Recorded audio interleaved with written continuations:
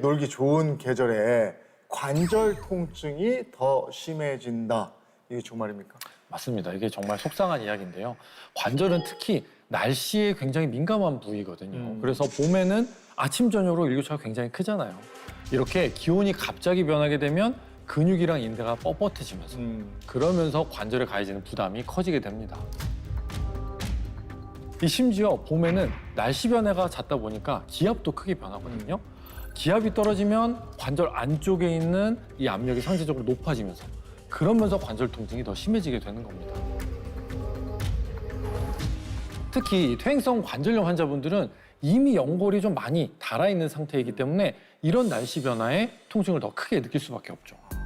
또 거기다 봄은 날씨가 좋다 보니까 아무래도 밖에 나갈 일이 많잖아요. 그래서 걷는 양도 늘고 몸을 움직이는 시간도 훨씬 많아지죠. 근데 문제는 날씨 때문에 관절이 예민해져 있는 상태에서 이렇게 움직임까지 갑자기 늘어난다는 건데요. 이런 두 가지 영향이 겹치면서 이제 관절에 부담이 커질 수밖에 없는 계절인 겁니다. 아니 맞는 말씀이신 것 같은 게 요즘 제 주변에도 보면 무릎 아프다고요. 등산 약속 취소하는 분들이 많아졌어요. 예전에는 주말 내내 산 타고 이래도 괜찮았던 분인데 아유 안타까워요. 요즘 하루만 다녀와도 통증 때문에 힘들어하시고 막 그래요. 맞아요. 실제로 이 5월은요, 관절염으로 병원을 찾는 환자가 가장 많은 시기 중에 하나입니다. 그런데 이 관절염은 사실 감기처럼 막 이렇게 갑자기 막 생기는 그런 질환은 아니잖아요. 그런데도 이제 환자가 늘어난다는 건 원래 있던 관절 문제가 봄철의 영향으로 급격하게 악화되고 통증이 이제 확 심해지면서 병원을 찾는 경우가 많아졌다는 겁니다. 관절염은 역시 통증이 가장 큰 문제인 것 같은데 저희가 그동안 많은 관절염 환자분들 만나 뵀거든요. 그분들도 항상 하시는 말씀이 통증이 너무 심하다 이거였어요. 발목, 어깨, 허리, 팔목, 손가락도 이제 이렇게 뻣뻣해지고 울퉁불퉁하고요. 안 아픈 데가 없는 것 같아요. 종아리부터 무릎이 다 아파서요. 오래 서 있거나 쭈그리고 앉아 있을 때 빨리 못 일어나고요. 그다음에 손도 쓰면 아주 콕콕 쑤시고 빨갛게 부어오르기도 하고. 맞아요. 제가 진료를 보는 환자분들도 대부분 이렇게 비슷한 얘기를 하십니다. 어떤 분은 뭐 바늘 수백 개로 막 찌르는 것 같다. 진짜 심한 분들은 무릎을 차라리 잘라버리고 싶다. 막 이런 식으로 말씀하실 정도로 정말 통증을 많이 호소하시고 계시거든요. 그런데 이제 더 안타까운 건 관절염 통증은 그냥 단순히 아픈 걸로만 끝나는 게 아닙니다. 이 지속적인 통증은 우리 몸을 변형시키기까지 하거든요. 아, 그러니까 변형이라는 건 뭐 오자다리 같은 거 그런 거 말씀하시는 거 맞습니다. 이 무릎 관절염이 계속 진행이 되면 통증을 피하기 위해서 우리가 막 몸을 좀 비틀면서 약간씩 돌리면서 걷게 되는데 그렇게 보행 방식이 바뀌면 다리가 점점 O자 형태로 변형될 수가 있습니다. 그런데 관절은 무릎만 있는 게 아니잖아요. 뭐 특히 중년 여성분들은 집안일 할 때 막 손을 굉장히 많이 사용하는 이렇게 반복적인 손 사용 때문에 손가락에도 관절염이 생기기 쉬운데요. 이런 경우에는 이제 손가락이 휘거나 변형되면서 물건을 쥐거나 막 단추를 이렇게 채우는 이런 기본적인 일상 동작도 굉장히 어려워질 수 있습니다. 그런데 이제 이런 관절염 통증은 눈에 보이는 변형뿐만 아니라 눈에 보이지 않는 변형도 일으키는데요. 바로 이 뇌의 변형입니다. 지속적인 통증은 우리 몸에 스트레스로 작용을 하는데 이 상태가 오래 지속되면 뇌에도 영향을 줄 수 있거든요. 관절 통증이 있는 환자의 뇌 MRI를 관찰했더니 통증 기간이 1년 늘어날 때마다 뇌 용적이 1.3 세제곱센티미터가 감소하는 것으로 나타났어요.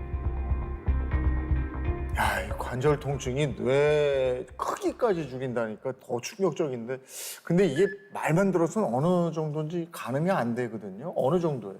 네. 지금 보시는 이 크기가 1년 동안 관절 통증을 겪었을 때 줄어든 뇌 부피라고 보시면 됩니다. 그리고 10년이 지나면 뇌 크기가 이만큼이나 줄어들 수 있는데요.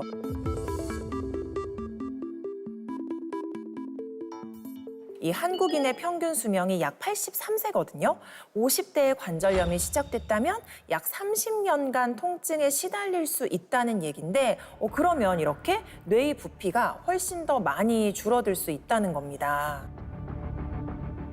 그동안 나이 들면 관절염은 뭐 당연한 거다 이렇게만 생각을 했는데 생각보다 훨씬 심각한 문제네요. 근데 이제 실제로 보면 퇴행성 관절염 환자분들 중에 꾸준하게 병원에 와서 치료를 받으시는 분들이 생각보다 그렇게 많지는 않습니다.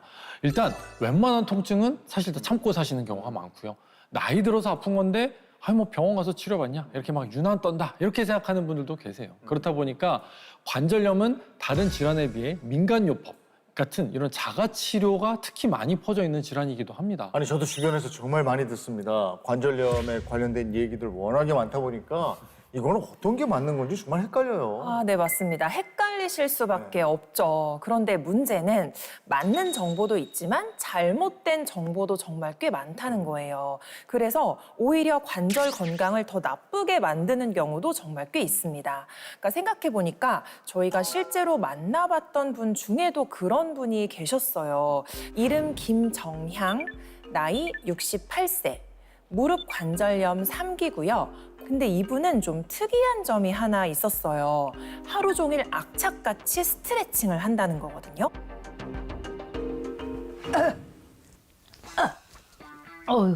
아 이게 무슨 소리입니까?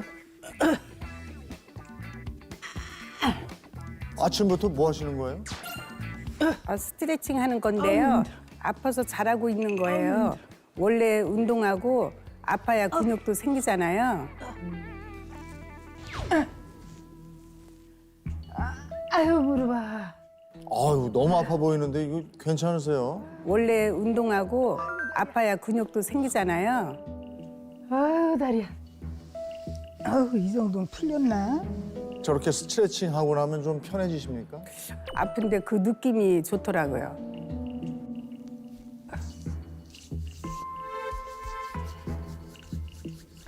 아유 쑤신다 쑤셔.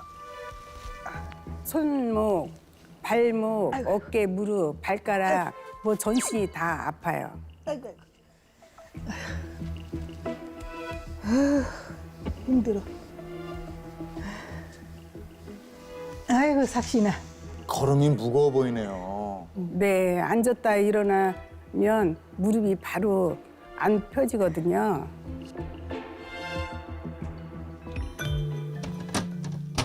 식사하시려고요? 네, 그냥 젓갈에 밥 말아 먹게요. 어우 힘들어. 아이고 뚜껑이 너무 꽉 닫혀 있는 모양이네. 손에 힘이 없어서 겨우 열었어요.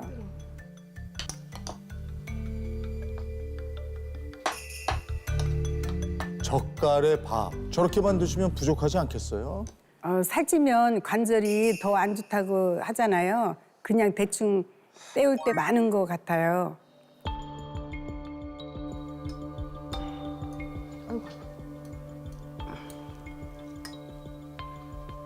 아유 손가락에 힘이 없어가지고. 에이, 힘들어.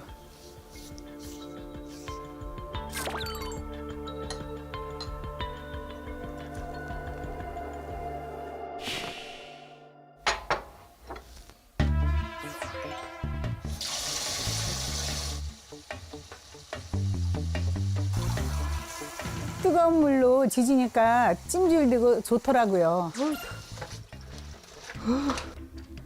어우 시원하다.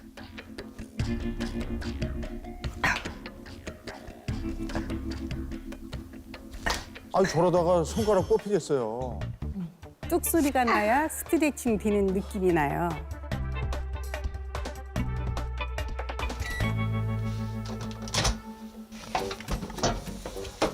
찜질하시려고요? 네, 뜨끈하게 지지고 근육 좀 풀어주면 금방 나아요.